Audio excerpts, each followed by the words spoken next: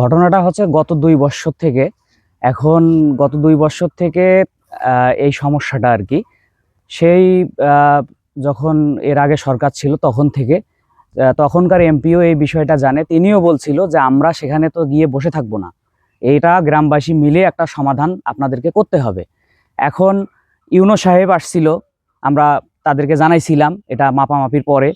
OC সাহেব আসছিল এখানে, তারা দুইজনে এখানে আসছিল, আসি ওই রাস্তার একদম মাঝখানে, মানে একটা মানুষ যাতায়াতের মতো রাস্তা ছিল না, এসে ওনারা কিন্তু হুমকি ধামকি দিয়ে তুলে দিছে।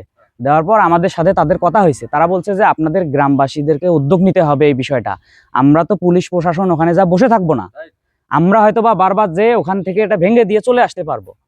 অবশেষে তারপরে 2 বছর গেল, অনেককে হয়রানিমূলক বিভিন্ন ধরনের মামলা সে দিয়েছে এবং সে মামলাতে অনেকে গ্রেপ্তারও হয়েছে।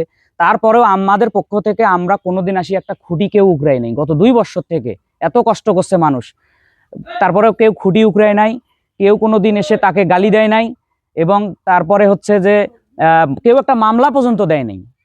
অবশেষে এমপি সাহেব কিছুদিন আগে আমাদের একটা ভিত্তিপ্রস্তর স্থাপনে আসছে, এসে তাকে জানানো হয়েছে বিষয়গুলো। সে বলছে যে আসলে ইতিপূর্বে তো আপনারা বহু চেষ্টা করছেন, আইনিভাবে হয় নাই।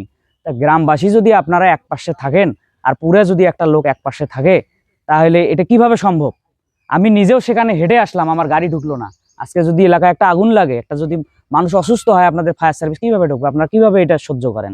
আপনার এলাকাবাসী মিলে সিদ্ধান্ত করেন, রাস্তা বের করেন, তারপরে আমরা এটা সমাধান ইনশাল্লাহ করব।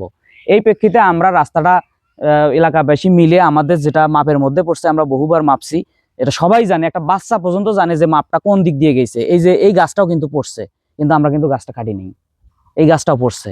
তাই আমরা সেইভাবে এটা করছি। তারা এই ঘটনা যখন মানুষ আসলো, যখন তারা এলো পাতারই কিন্তু ঢেল মারছে, আমরা কেউই কিন্তু তাদেরকে কিছু করিনি। দেখেন তাদের কেউ কিন্তু আহত না, আমাদের 2জন আহত, ঠিক আছে। একজন হচ্ছে আমাদের এই 15 নম্বরের কাজী, তার ঢেল মারছে মাথায়, সে হাত দিয়ে এরকম করে ধরছে, পায়ের মধ্যে লেগে পাটা কিন্তু ফেটে গেছে। এবং আর একটা ছোট বাচ্চাকে ক্লাস 8-এর ওই যে ছেলেটা আসতেছে, ওর মাথাটা আমি দেখাবো, ওর মাথাতে ঢেল মারছে, মাথাটা ফেটে গেছে এবং 2টে সেলাই দিতে হয়েছে।